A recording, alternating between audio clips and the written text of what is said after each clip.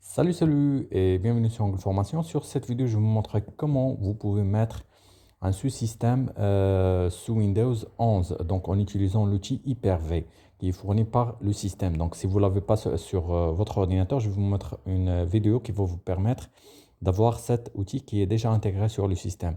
Donc apparemment, euh, j'ai déjà une installation, je vais la supprimer. Donc comme ça, je vais procéder à une nouvelle. Donc pour que vous voyez comment ça marche exactement. Donc c'est création rapide. Donc tout simplement, ordinateur virtuel.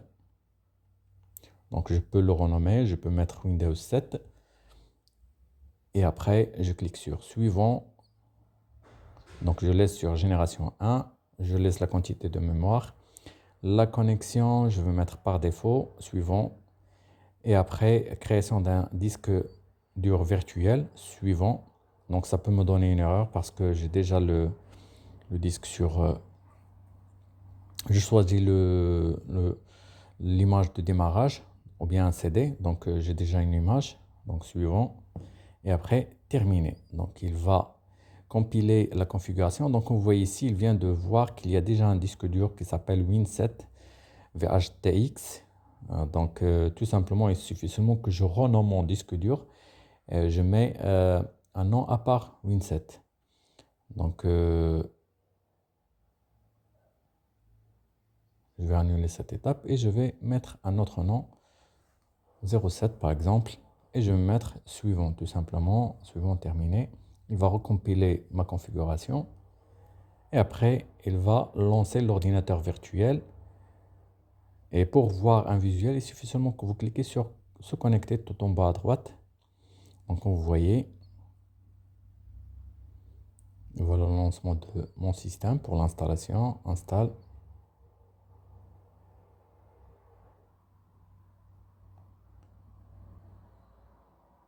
Donc, les étapes d'installation de Windows, je vais les accélérer. Donc, comme ça, on ne perd pas de temps. Parce que c'est une installation habituelle. C'est comme si vous êtes en train d'installer sur un ordinateur normal. Donc, il n'y a pas de problème. Suivant.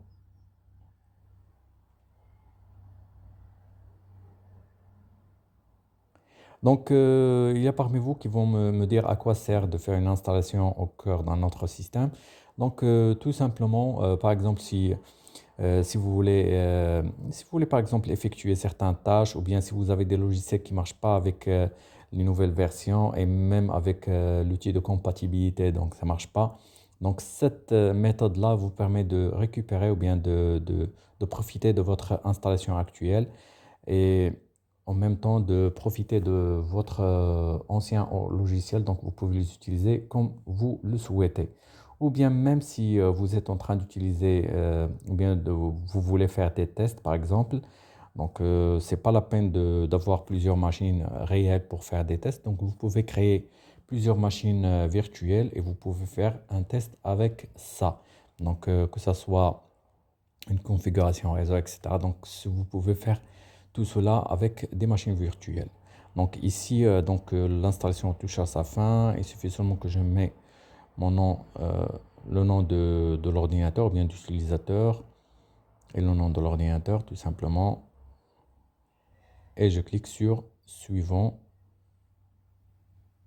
Et avant tout, si vous voulez utiliser le Hyper-V, donc il faut absolument que vous activez la virtualisation à partir de votre BIOS. Donc, parce que si vous ne l'avez pas, si vous n'activez pas la virtualisation, donc ça peut vous causer des problèmes parce que cette solution, elle est basée sur la virtualisation.